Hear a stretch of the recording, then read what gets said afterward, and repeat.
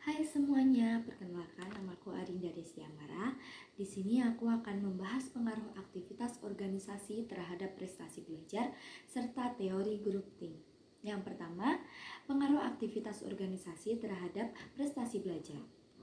Jadi, pengaruh aktivitas ini merujuk pada hubungan timbal balik antara keterlibatan seseorang dalam kegiatan organisasi dengan pencapaian akademiknya. Jadi singkatnya itu bagaimana aktivitas di luar kelas seperti bergabung dalam klub, organisasi siswa, atau komunitas dapat mempengaruhi hasil belajar seseorang di sekolah atau perguruan tinggi. Secara umum, ada beberapa mekanisme yang menjelaskan bagaimana aktivitas organisasi bisa memberikan dampak positif terhadap prestasi belajar. Contohnya yaitu pengembangan soft skill. Yang pertama ada kepemimpinan. Melalui peran sebagai ketua, wakil, atau anggota aktif, seseorang belajar memimpin, mengkoordinasikan, dan mengambil keputusan.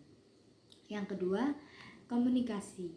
Berinteraksi dengan berbagai macam orang dalam organisasi melatih kemampuan berkomunikasi secara efektif baik lisan maupun tulisan. Yang ketiga, kerjasama. Bekerja dalam tim untuk mencapai tujuan bersama mengajarkan pentingnya kolaborasi dan saling mendukung. Dan yang terakhir, manajemen waktu. Mengatur waktu antara kegiatan organisasi dan belajar merupakan keterampilan yang penting untuk dimiliki. Yang kedua, di sini saya akan membahas teori group think.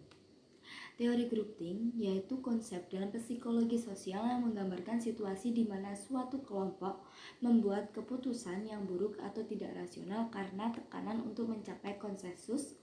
Dalam situasi ini, keinginan untuk menjaga harmoni dan menghindari konflik dalam kelompok menjadi lebih penting daripada mengevaluasi informasi secara objektif dan kritis.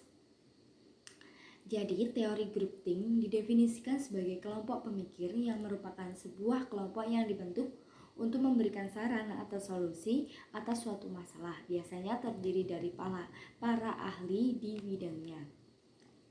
Yang ketiga, teori group think dan pengaruh aktivitas organisasi terhadap prestasi belajar. Itu adalah dua konsep yang menarik untuk dikaitkan karena keduanya dapat saling berinteraksi dan memberikan implikasi bagi dunia pendidikan dan organisasi. Penerapan teori group think pada pengaruh aktivitas organisasi terhadap prestasi belajar yang umumnya dikaitkan dengan pengambilan keputusan kelompok yang buruk juga dapat diaplikasikan untuk memahami dinamika dalam organisasi siswa dan pengaruhnya terhadap prestasi belajar. Bagaimana sih group think mempengaruhi prestasi belajar dalam organisasi siswa? Nah, yang pertama itu pengambilan keputusan yang kurang optimal. Jadi ketika suatu organisasi siswa terlalu fokus pada kesepakatan tanpa mengevaluasi ide secara kritis, keputusan yang diambil mungkin tidak optimal. Ini bisa berdampak pada pemilihan kegiatan, alokasi sumber daya atau strategi pembelajaran yang kurang efektif. Yang kedua, kurangnya inovasi.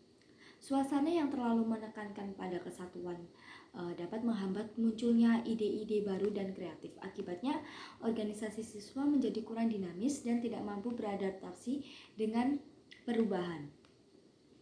Yang ketiga, tekanan untuk konformitas.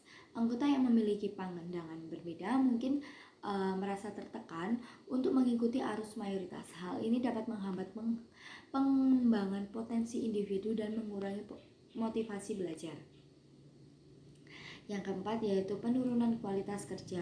Jika anggota kelompok lebih fokus pada menjaga harmoni daripada mencapai hasil terbaik, kualitas kerja kelompok secara keseluruhan akan menurun. Yang kelima, ada contoh penerapan group think dalam organisasi siswa. Yang pertama yaitu pilihan kegiatan. Organisasi siswa mungkin memilih kegiatan yang sama setiap tahun karena sudah menjadi tradisi tanpa mempertimbangkan minat dan kebutuhan anggota yang berubah. Yang kedua, ada pengambilan keputusan anggaran. Anggaran organisasi mungkin dialokasikan untuk kegiatan yang tidak memberikan manfaat maksimal bagi anggota, hanya karena semua anggota setuju. Yang terakhir ada pengembangan program. Program-program yang dikembangkan oleh organisasi siswa mungkin kurang inovatif dan tidak menarik bagi anggota baru.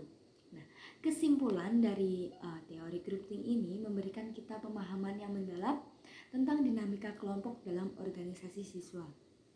Ketika Ketika suatu kelompok terlalu fokus pada kesepakatan tanpa mengevaluasi ide secara kritis, hal ini dapat menghambat proses pengambilan keputusan, inovasi, dan pengembangan individu. Serta dengan memahami dan mencegah groupthink, organisasi siswa dapat menciptakan lingkungan yang kondusif bagi pembelajaran dan pengembangan dari anggota. Hal ini pada akhirnya akan berdampak positif pada prestasi belajar dan pencapaian tujuan organisasi. Sekian penjelasan dari saya, terima kasih, sampai jumpa.